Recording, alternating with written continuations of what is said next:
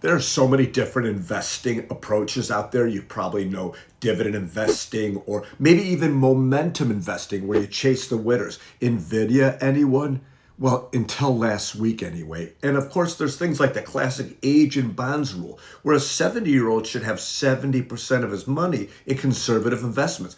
It's a smorgasbord of strategies. And in this video, I'm going to advocate, I'm going to persuade, and I may be even going to beg a little bit for you to consider an additional approach, one that could make all the difference in the world to your retirement. Here's why. Even the best financial plans could be derailed by a number of risks you didn't see coming. But I have a secret. Come closer. There are three major risks you must avoid in retirement. There's timing risk, or sequence of returns risk, or bad luck risk. This happens when you face negative returns early in your retirement. If your plan doesn't account for this, you could run out of money much faster than expected. Do you really want to leave your financial security to luck? I'll answer the hard questions. You don't. There's inflation risk. Prices are rising, and at just a 3% inflation rate, retirees lose 25% of their purchasing power every decade. Your strategy must ensure your income keeps pace. And then there's longevity risk. Living longer is great if your money lasts as long as you do. Pensions and Social Security help, but they might not be enough. A solid plan makes sure you won't outlive your savings. The strategy I'll share today helps reduce timing risk, keeps your assets growing to keep pace with rising prices, and will hopefully ensure that your money lasts as long as you do. I'd also argue that if you spend more money earlier in retirement, which is the purpose of all of my work, your livable years will increase. So longevity, but better. Welcome to the Retirement Guide channel. I'm Daryl Rosen. My firm helps people all over the country plan for and hopefully enjoy retirement. Comments? You know where to put them. Even the brutal comments, like the guy who thought I needed a bathroom break because I was talking too fast. For the record, I went before recording, and I'm talking as slowly as I can. All right, now that we've cleared that up, let's get to the good stuff. First, I'm going to break down these three risks in more detail. I'm going to briefly introduce a fourth risk, lots of risks. Then I'll share the exact strategy I use with my clients to protect their retirement from uncertainty. Let's get into it. The risk we're trying to avoid here is what we call behavior risk. Dalbar is a company that does a qualitative and quantitative analysis every year on investors as it compares to how the actual indexes do. They compare the 20-year annualized returns for equities or stocks compared to how investors are actually doing, and they find there's a 4% gap. If we look over here, we can see that investors typically have about a 5% return. And then there's this gap which accounts for about 4% of additional return. Now, some of it are fund expenses and the cash we need. Obviously, an index doesn't need cash to put a new roof on the house. You might need cash, so that's part of it. But a lot of it is investor behavior. That's why we say bad markets do temporary damage, but bad behavior does permanent damage. And the key to this segmenting approach that I'm going to share with you in this video is we don't want that ever to happen. So the more we can stay calm and stay the course, the better we can navigate market ups and downs. And that brings us to the first big risk, timing risk, also known as sequence of returns risk, or simply bad luck risk. Here's something that most people don't realize. Many retirees stop working sooner than they planned. Sometimes it's due to illness or caring for a loved one or just plain burnout. If that happens and your investments are too exposed to risk, you could find yourself in a tough financial spot. So let's break this down with an example. Here's an example scenario to highlight this timing risk. Let's use the year 2022, which you might recall was not a very good year in the market. Scenario A and Scenario B are similar in that both scenarios have $500,000 in retirement funds.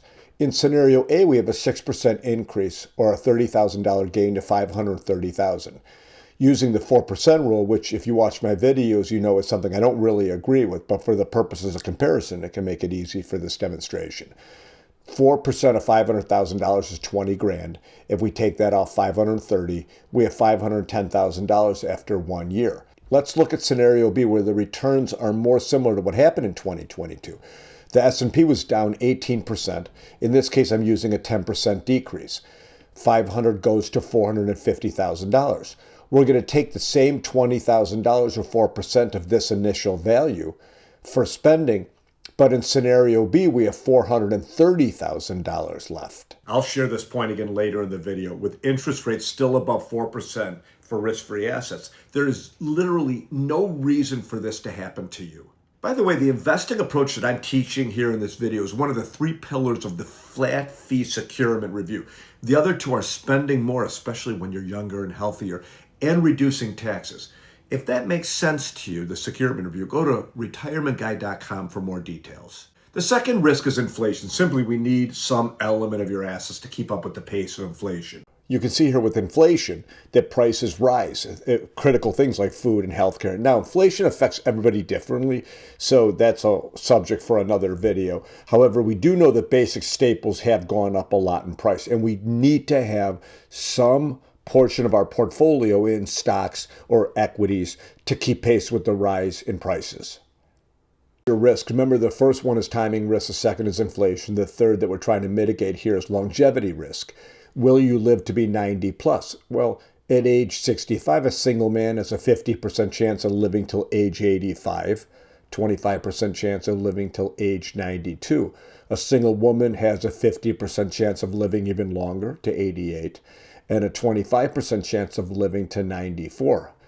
A married couple, there's a 50% chance if this married couple makes it to 65 together, that one will live to be age 92. That's a lot of longevity. So we need the growth in the portfolio to be able to handle that. Okay, so what do we do? Well, remember the game Bozo's Buckets? It was a kid's game, famous TV show. Kids would try to get the balls, try to throw the balls in the buckets, and the furthest one was the biggest prize. Well, this is similar, the segmenting approach. And to the viewer who asked me for Bozo references, here you go, pal. Okay, let's get into the actual approach now of segmenting or bucketing. You can see over here on the left, we have mitigate, offset, provide.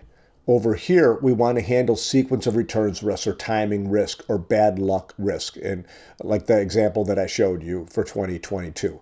Over here, we want to talk about offsetting inflation risk. So we need growth for income later in retirement.